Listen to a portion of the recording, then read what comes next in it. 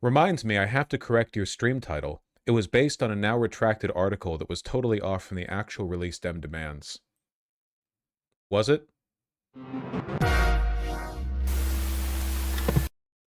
So what I'm referring to here is this.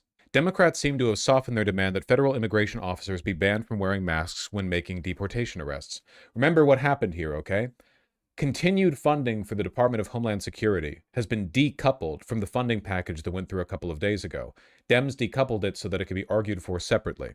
It's what's happening right now. Many people were suggesting that the Democrats could use their leverage on this specific bit of funding to get concessions with regard to ICE's behavior.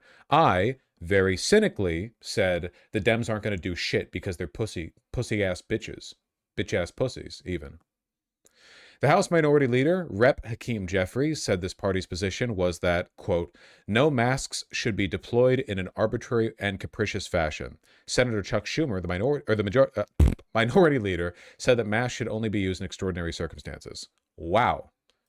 Well, now I am willing to acknowledge that their positions on this matter have changed. However, there is yet one obstacle that lies before us, Masaigu. Chuck Schumer in the flesh. What will he say? Maybe most important, no secret police. These guys go around, these people go around with masks. It makes them more brutal. They're never accountable. No one even knows who they are. There should be no masks except in the most of unusual circumstances. You know, if some guy's picture was put up by a terrorist group or something. But there should be no masks. There should be I mean, what matters is the official demands were the demands that were approved by House and Senate Dems. No, I would say that the statements made by the leaders of the party also matter a lot. Like, we know that Schumer and Jeffries have multiple times snatched defeat from the jaws of victory by, you know, forcing weaker versions of widely accepted statements onto the party, pushing for them or accepting concessions. I mean, we should understand that, like, this is a negotiating strategy, right? Typically, when you're negotiating, you start from a strong position, and then you allow yourself to be moved towards a more moderate one in exchange for concessions on their end. The problem is that Schumer, who loves weakness, except when it's in the state of Israel, Schumer is beginning from a position of weakness right here. Fecklessly, oh, well, there are some reasons why you might want to wear a mask. What if a terrorist organization put a picture of your face up? I don't care. You know?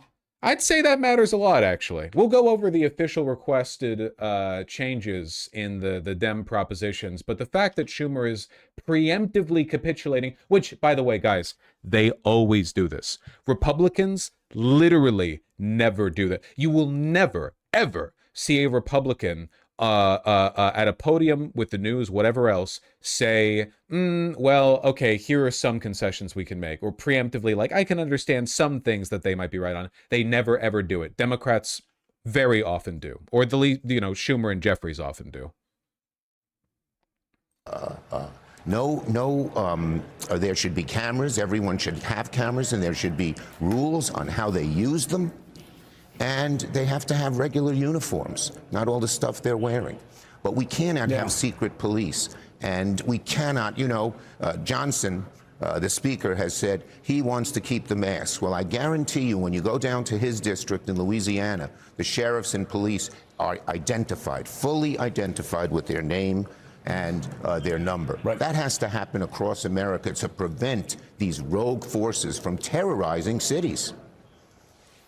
No secret police. No secret police. I can't even believe we're saying that in America. It's so un-American. Great stuff. By the way, I think that these are already woefully weak. I actually don't really care about whether or not ICE have body cams on, because even in police departments where the officers are forced to wear body cams, the local police departments often just don't release it, or they turn off the body cams. Do we really think the Department of Homeland Security is going to comply with public requests? Who exactly got, if we have trouble getting good behavior from regular municipal police officers concerning the use of body cams, how the fuck are we going to expect Kristi Noem to comply with demands regarding the use and the responsible surveillance and the disclosure of information. It's not happening. We'll take a look at the list of demands here, okay? Schumer and Jeffries lay out 10 demands for DHS reforms. Hopefully nowhere here does he say, in particularly capricious circumstances, we must have the masks or whatever. Do we expect them to comply with demands to abolish ICE? No, but we should say it anyway. When has taking the maximalist position ever hurt Republicans? Democrats would not suffer in any way if they were like, nope, fuck this, we're gunning for your org. If you want any of our votes, you're going to gut it like this, you know? They would not suffer in any way for this. Like, abolishing ICE is now supported by a majority of Democrats, even though not a single Democratic politician is in favor of it. Like, as always, populist opinion within the Democratic electorate ferments even though the party is always against it. Can you imagine how popular it would be if the party openly supported it? All right. Targeted enforcement. DHS officers cannot enter private property without a judicial warrant. That is already the law. That is already the law. The Fourth Amendment of the United States Constitution already ensures this is the case. By putting it here, you are indicating that it is currently legal for them to to ignore the Fourth Amendment. End indiscriminate arrests and improve warrant procedures and standards. Really? Yeah, they're really going to go ahead with this. Yeah. What? We demand you stop breaking the law? What are the enforcement mechanisms here? Require verification that a person is not a U.S. citizen before holding them in immigration detention. No masks. Require ID. Protect sensitive locations. Medical facilities, schools, childcare facilities, churches, polling places, courts. Stop racial profiling. What exactly are the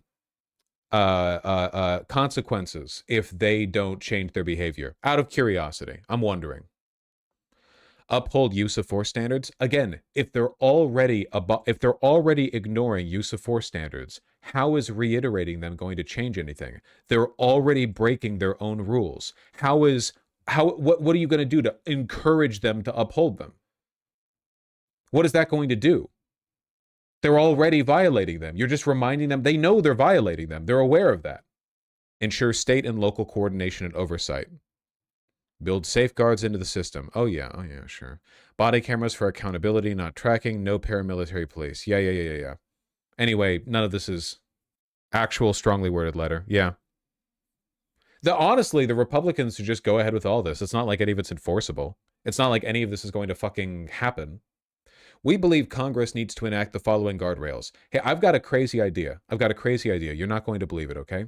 What if there was a kind of enforcement mechanism that Congress had the ability to pass that was not merely a guardrail, but actually some kind of binding contract that held people to legal consequences if they failed to maintain a certain set of standards?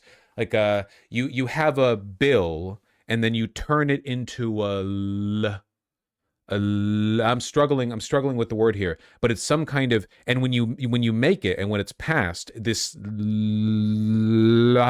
something, you can then arrest them and they can rot in prison. Just something conceptually. Does such a thing exist? A strongly worded letter. Wouldn't the enforcement mechanisms be expanded on the actual bill if they exist? No, because they wouldn't do them. I guarantee you, they wouldn't. They wouldn't do them. I'm giving this one to you for free. I'm rolling these dice right now. There is no version of this where the Democrats actually put law into practice here. They will not do it. They're all, like, to be clear, ICE is already breaking the law and they're not doing anything. God, I hate these fucking people.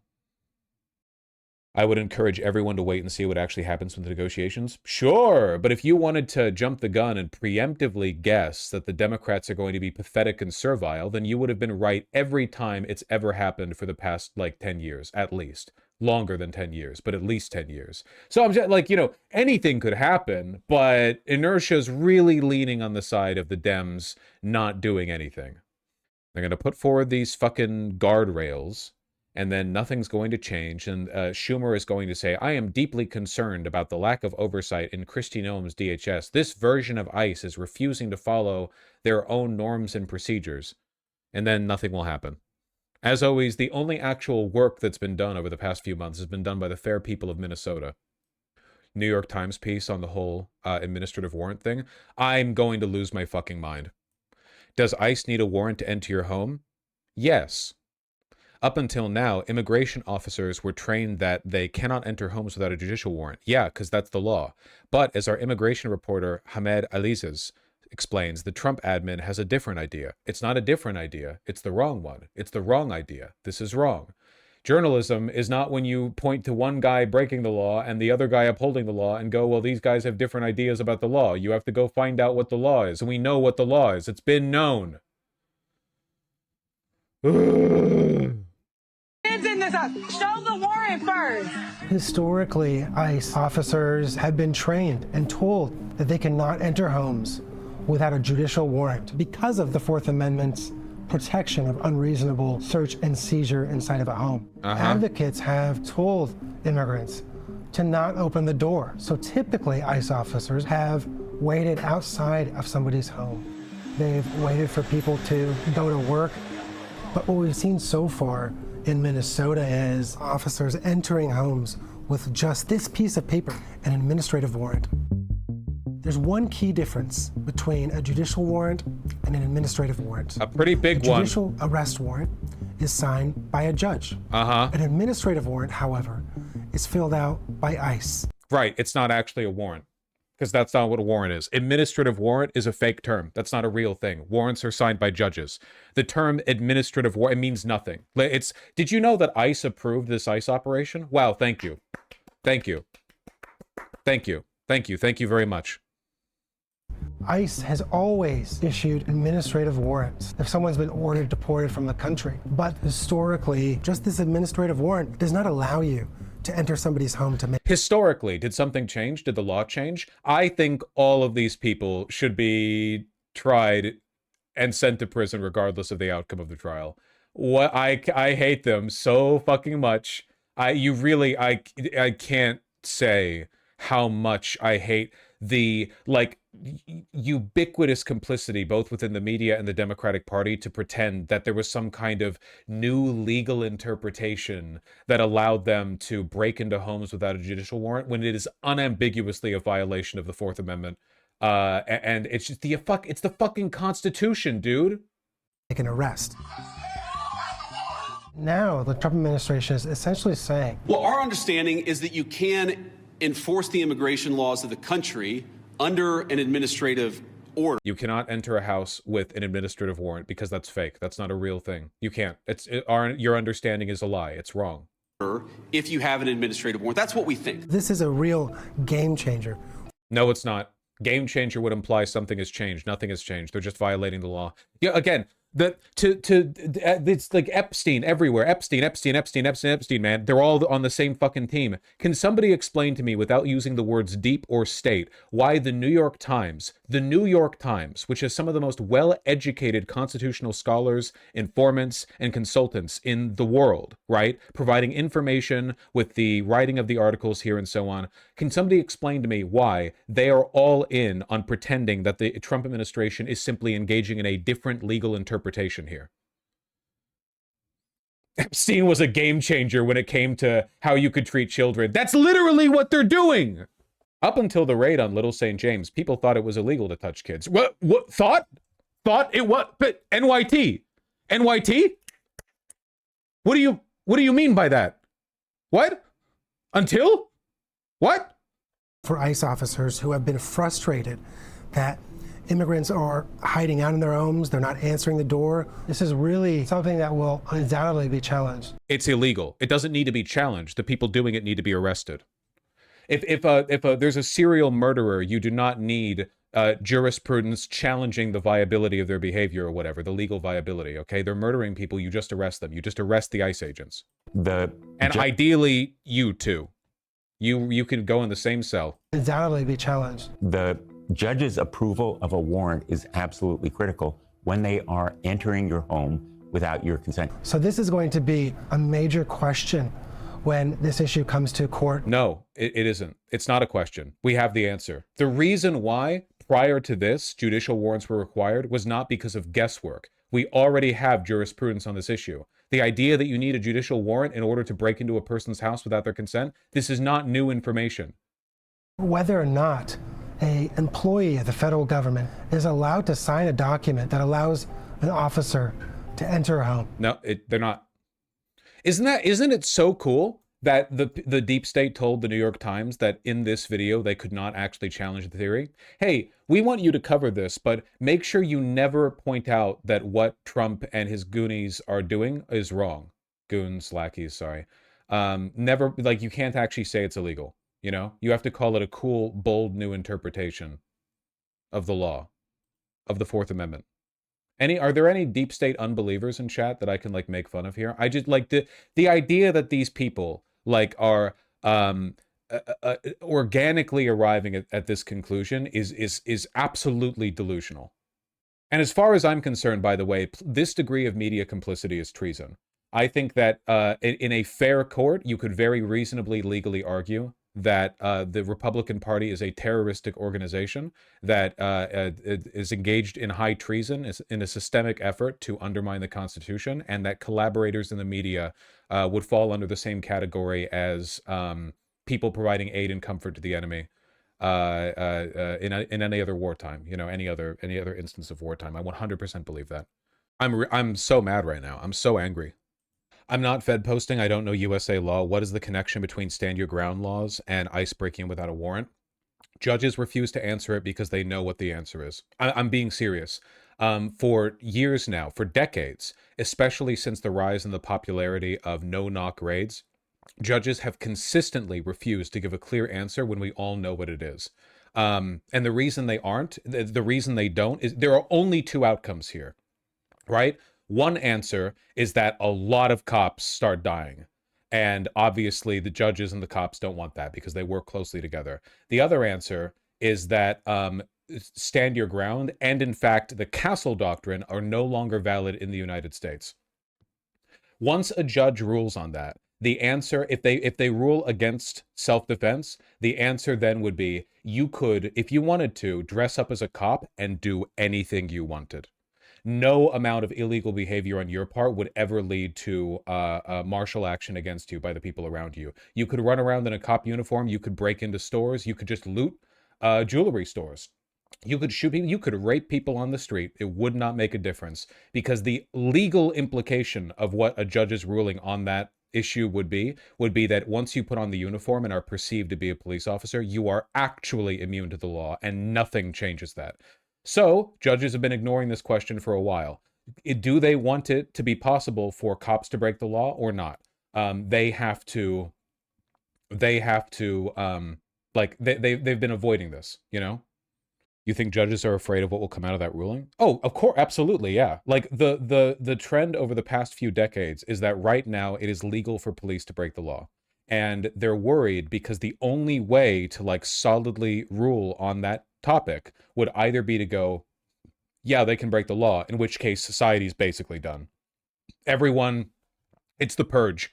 Everyone keeps a cop uniform in their closet in case they want to go and deal with a personal issue, because as soon as they put that uniform on, nobody can do anything against them. You look at them funny, they get your ass, you know? Who's going to stop you? Nobody.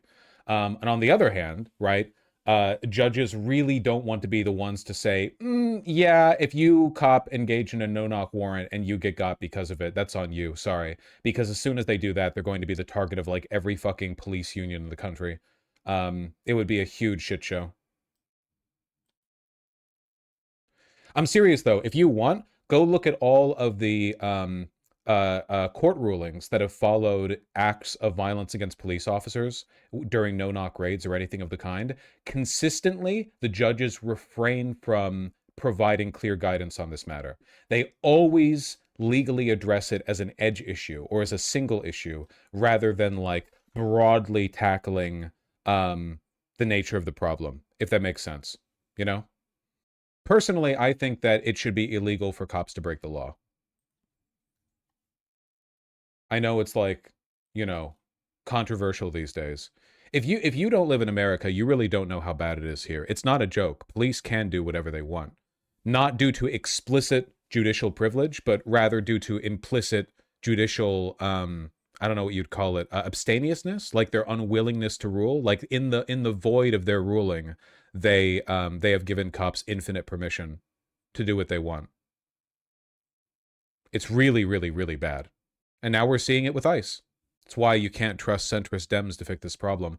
How could you ever trust moderate Democrats to solve ICE if the moderate Democrats were in favor of what the cops were doing beforehand? Moderate Democrats weren't like trying to fix the most they push for. You get, you know, body cameras, maybe some like better training. You know, they don't fix the fundamental problems. They're not willing to.